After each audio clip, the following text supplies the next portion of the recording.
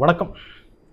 என்னத்த சொல்கிறது, இந்த பதவி வெறி, அந்த போதை என்னென்னலாம் செய்ய வைக்குது பாருங்க. 35 கோடி ரூபாய் வரைக்கும் ஒவ்வொரு எம்எல்ஏக்கும், தாவேகாவுடைய எம்எல்ஏக்கும் கொடுத்து எப்படியாவது தாவேகாவிலிருந்து அவங்கள வெளியே வர வைக்குது. அந்த கட்சியை விட்டு அவங்கள வெளியில் வர வைக்கிறதுக்கு இவ்வளவு பெரிய தொகை. 15 கோடியில் ஸ்டார்ட் பண்ணுங்க, அதுக்கப்புறம் 35 வரைக்கும் போங்க. அப்படி ஒத்துக்கலையா மிரட்டுங்க, குடும்பத்தை ஒன்றுமே இல்லாமல் ஆக்கிடுவோம், கொலை பண்ணிடுவோம் அப்படின்னு மிரட்டுங்க. ஆனால் எப்படியாவது 10லிருந்து 15 தாவேகா எம்எல்ஏவை வெளியில் கொண்டு வாங்க, அந்த கட்சியிலிருந்து வெளியில் கொண்டு வாங்க அப்படின்ற அந்த உத்தரவை ஸ்டாலின் அப்பாவுடைய மிக முக்கியமான நெருக்கமான, ஸ்டாலின் அப்பா என்ன கனவு கண்டாலும் அதை நிறைவேற்றி கொடுக்குற செந்தில் பாலாஜியுடைய ஒரு மிஷன் அது நடந்திருக்குது கடந்த ஒரு மாதமாக. அதில் கிட்டத்தட்ட அவங்க சக்சீட் அப்படின்னு கூட சொல்லலாம். தாவேகாவுடைய ஒரு 8 எம்எல்ஏக்கு அட்வான்ஸ் வரைக்கும் கொடுத்துட்டாங்களாமே, அந்த அளவுக்கு போயிருக்கிறாங்க. இதுக்கெல்லாம் காரணம் என்ன? இந்த திமுக அப்படின்ற அந்த 70 வருஷ பாரம்பரிய கட்சி இருக்குது பாருங்க, அந்த கட்சியுடைய பதவி வெறி, ஆசை, பேராசை, அதுதான் இதெல்லாம் செய்ய வச்சிருக்கு. இப்போது ஊத்தங்கரை எம்எல்ஏ இளையராஜாவுடைய அந்த ஒரு தைரியம் தான், அதை வெளியில் சொல்கிறதுக்கு இருந்த அந்த ஒரு தைரியத்தால் இப்போ சில பேர் இதில் மாட்டியிருக்கிறாங்க. IDPS திருநாவுக்கரசு, இவர் ஒரு யூடியூபராமே, இவர் தான் இதில் ரொம்ப முக்கியமான நபராக வேலை செஞ்சுருக்கிறார். இந்த மாமா வேலை செய்கிறது, அதாவது ஆளை பிடிக்கிறது, வேறு கட்சியிலிருந்து ஆளை பிடிச்சி பணம் கொடுத்து ஆளை பிடிச்சி இந்த பக்கம் கொண்டு வர்ற அந்த மாமா வேலையை செஞ்சுருக்கிறதுல முக்கியமான நபராக இந்த திருநாவுக்கரசு அப்படின்றவரை சொல்கிறாங்க. இப்போ உள்ளே பிடிச்சி போட்டிருக்கிறாங்க, இன்னும் 2 பேரை பிடிச்சி போட்டிருக்கிறாங்க. இதில் ரொம்ப முக்கியமான நபர்களாக இந்த ஒரு விஷயத்தில் திமுகவுடைய ஆளை பிடிக்கிற கோடிக்கணக்கில் பணத்தை கொடுத்து எப்படியாவது அந்த கட்சியை விட்டு வெளியில் கொண்டு வர்ற அந்த முயற்சியில் ஈடுபட்டதில் திருநாவுக்கரசு, ரமேஷ், அப்புறம் தியாகராஜா, இந்த மாதிரி 3-4 பேர் இந்த மிஷனில் இறங்கின முக்கியமான நபர்கள் இந்த 3-4 பேர் இருக்காங்க. அதில் செந்தில் பாலாஜியுடைய தம்பியும் இருக்கிறார். அவர் ஏற்கனவே அப்ஸ்காண்டாக இருக்கிறார், பல கேஸ் அவர் மேலே இருக்குது. சமீபத்தில் கரூரில் இடி ரைடு நடந்துகிட்டு இருக்கும்போது அவங்களுடைய இடியுடைய வண்டியை சேதப்படுத்துனதுக்காக அந்த ஒரு விஷயத்தில் இவரை தேடிக்கிட்டு இருக்காங்க. இந்த அசோக்கும் மொத்த சில பேரும் சேர்ந்து தான் இந்த ஒரு மிஷனை நடத்தி இருக்கிறாங்க. இந்த கைது செய்யப்பட்டவங்கெல்லாம் செகண்ட் ஃபேஸில் வேலை செஞ்சவங்க, இவங்கெல்லாம் ரொம்ப முக்கியமான நபர்கள் கிடையாது. இதில் முக்கியமான தலை யார் அப்படின்னா அது செந்தில் பாலாஜியுடைய தம்பி அசோக், அப்புறம் செந்தில் பாலாஜி வரைக்கும் போகும் அப்படின்னு சொல்கிறாங்க. 35 கோடிங்க, ஒரு எம்எல்ஏக்கு அப்படின்னா இவங்க ஒரு 15 எம்எல்ஏ வாங்குறதா இருந்தாங்க அப்படின்னா கிட்டத்தட்ட ஒரு 600 கோடி ரூபாய் கிட்ட வரும். அது மட்டும் கிடையாது, இந்த மிஷனில் ஈடுபடுறாங்க பாருங்க, இந்த ஆள் பிடிக்கிற மாமா வேலையில் ஈடுபடுற அவங்களுக்கு தனியாக கமிஷன் இருக்கும். ஒரு 20% வரைக்கும் கமிஷன் போகும் அப்படின்னு வச்சுக்கோங்க. ஆளுக்கு ஒரு 7 கோடி 8 கோடி ரூபான்னு ஒரு 10 எம்எல்ஏவை எப்படியாவது கட்சி தாவை வச்சுட்டாங்கன்னா அவங்களுக்கே ஒரு தனியாக ஒரு 70-80 கோடி ரூபா கமிஷனாகவே வரும். அதனால தான் இந்த மாமா வேலையெல்லாம் செஞ்சுக்கிட்டு இருக்காங்க. ஸோ அப்படி பார்க்கும்போது கிட்டத்தட்ட ஒரு 1000 கோடி ரூபாயை நம்ம இந்த எம்எல்ஏவை பிடிக்கிற வேலைக்காகவே ஒதுக்கி வச்சிருக்கிறாங்க திமுக கட்சி அப்படின்றது தெரிய வருது. ஞாபகம் இருக்கா, தாவேகா ஆட்சிக்கு வந்ததும் அடுத்த 2 நாள்லேயே நம்ம ஸ்டாலின் அப்பா சொன்ன விஷயம் ஞாபகம் இருக்கா? இன்னும் 6 மாதத்துக்குள்ள இந்த ஆட்சி கவுந்துரும் அப்படின்னு ரொம்ப கான்ஃபிடென்ஸாக சொன்னார். அவ்வளோ கான்ஃபிடென்ஸாக சொன்னார். என்னடா இவர் 6 மாதத்துக்குள்ளே ஆட்சி கவுந்துரும் அப்படின்னு சொல்கிறாரு. சாதாரணமாக வாழ்த்தணும், அட்லீஸ்ட் ஒரு வாரம் 2 வாரமாவது பொறுத்து அப்புறம் ஏதாவது அந்த கட்சியில் சில பிரச்சனைகள் வந்தால் அதுக்கப்புறம் சொல்லலாம் இந்த மாதிரிலாம் நடக்குது, அதனால் ஆட்சி கவர்றதுக்கான வாய்ப்பு இருக்குது அப்படின்னு சொல்லலாம். ஆனால் நம்ம ஸ்டாலின் அப்பா ரொம்ப கான்ஃபிடென்ட்டாக கவுந்துரும் அப்படின்ற மாதிரி சொன்னார். அதுக்கு காரணம் இந்த ஆளுக்கு 35 கோடி ரூபாய் கொடுத்து எப்படியும் இந்த பக்கம் இழுத்துருவோம் அப்படின்ற ஒரு நம்பிக்கை தான்.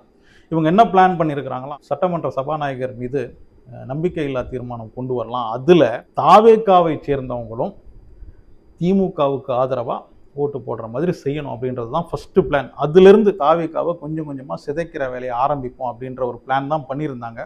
நல்ல வேலை இளையராஜாவுக்கு இதை வெளியில் சொல்கிற அந்த ஒரு தைரியம் வந்திருக்கு. இந்த மிரட்டலையெல்லாம் தாண்டி கொன்னுடுவேன், குடும்பத்தை இல்லாமல் பண்ணிவிடுவேன் அப்படின்லாம் மிரட்டி கூட அவர் தைரியமாக வெளியில் சொல்லியிருக்கார் பாருங்க. ஏற்கனவே நிர்மல்குமார் சொல்லிக்கிட்டு தான் இருந்தார், பணம் போட்டு ஆளை பிடிக்கிற வேலையை நடத்திக்கிட்டு தான் இருக்காங்க. இந்த குதிரை பேரம்லாம் சொல்கிற இந்த திமுக கட்சி இருக்காங்க பாருங்கள், அவங்க தான் உண்மையிலேயே இந்த பேரம் நடத்துகிறவங்க. அவங்க வந்து பல கோடி செலவு பண்ணி தாவேகாவுடைய எம்எல்ஏவை பிடிக்கிற வேலையை செஞ்சுக்கிட்டு இருக்காங்க அப்படின்ற ஒரு விஷயம் ஏற்கனவே சொல்லியிருந்தார் நிர்மல்குமார். ஒரு மாசமா இதுக்கு பின்னாடி இவங்க சுத்திக்கிட்டு இருக்காங்க. எவிடன்ஸ் எல்லாம் பக்காவா கிடைக்கிற வரைக்கும் சும்மா இருந்துட்டு ஃபுல் எவிடன்ஸ் கிடைச்சதுக்கு அப்புறம் தான் இவர் அரெஸ்ட் பண்ணியிருக்காங்க. வாட்ஸ்அப் சேட்டு, கால் டீட்டெயில்ஸ் எல்லாமே கிடைச்சிருக்கு. இந்த ஒரு விஷயத்தை ஒழுங்கா விசாரணை செஞ்சாங்கன்னா அது கரெக்டாக செந்தில் பாலாஜி வரைக்கும் போய் நிற்கும். அப்படி நின்றுதுன்னா செந்தில் பாலாஜியும் கைது செய்யப்படுவார். ஆனால் என்னுடைய சந்தேகம் என்னென்னா 35 கோடி ரூபாய் ஒரு எம்எல்ஏக்கே இவங்க செலவு பண்ணுறதுக்கு ரெடியாக இருக்காங்க அப்படின்னா, ஒருவேளை இந்த ஒரு பிரச்சனையில் இவங்க மாட்டிக்கிறாங்கன்னு வச்சுக்கோங்க, இதில் கிட்டத்தட்ட மாட்டிக்கிட்டாங்க அப்படின்னு வச்சுக்கோங்க.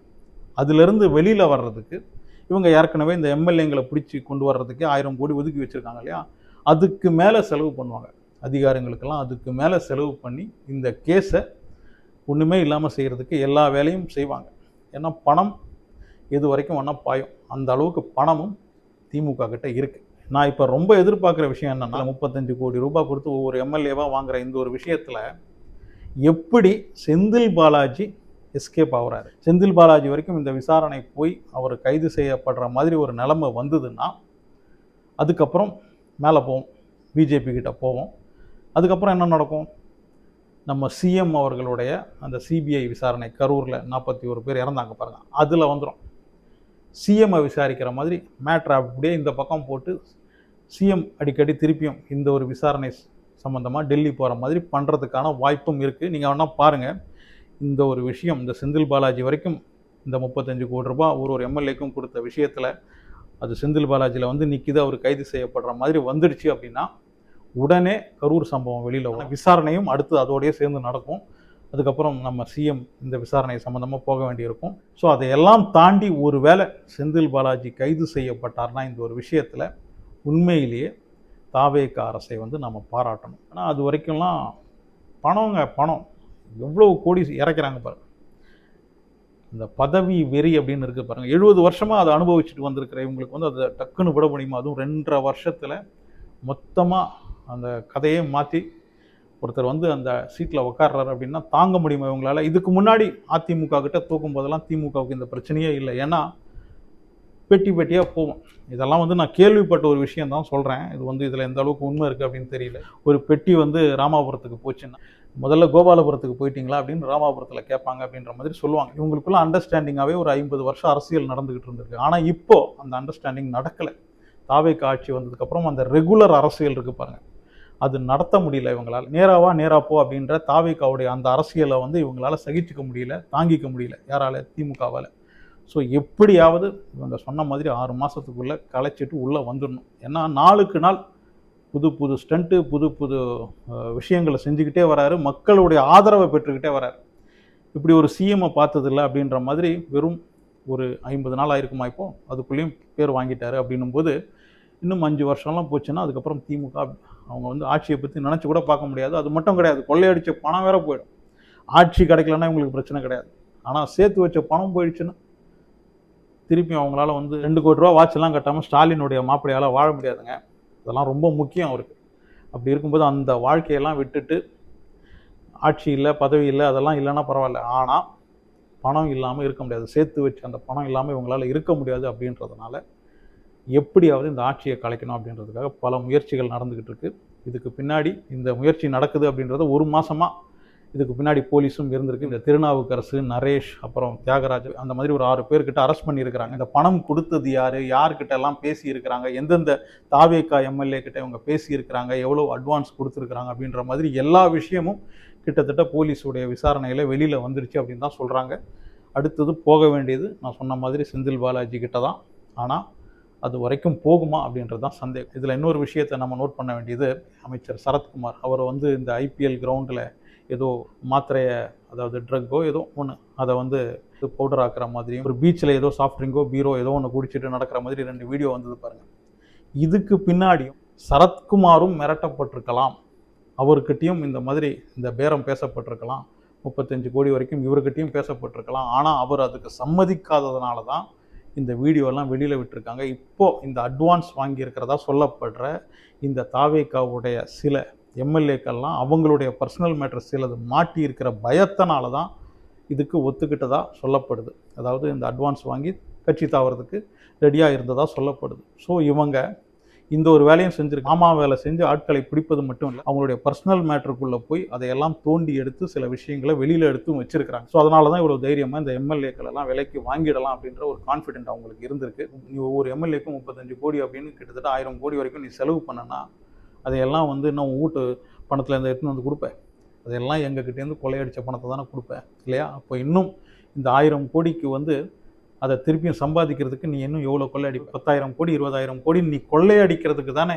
இந்த 35 கோடி 40 கோடின்னு செலவு பண்ணுறேன் இல்லையா? இந்த மாதிரி கேடுகட்ட வேலையை செஞ்ச இந்த நபர்கள்லாம் கண்டிப்பாக கைது செய்யப்படணும். அப்படி கைது செய்யப்பட்டால் மட்டும்தான் இந்த தமிழ்நாட்டு மக்கள் வந்து அவங்களுக்கு கொடுத்த பணத்தையும் தாண்டி ஓட்டுக்காக நல்லா பணம் கொடுத்துருக்குறாங்க. அப்படி இருந்தும் அதையெல்லாம் தாண்டி தாவேக அரசுக்கு ஓட்டு போட்டு அவங்கள ஜெயிக்க வச்சுருக்காங்க பாருங்கள்.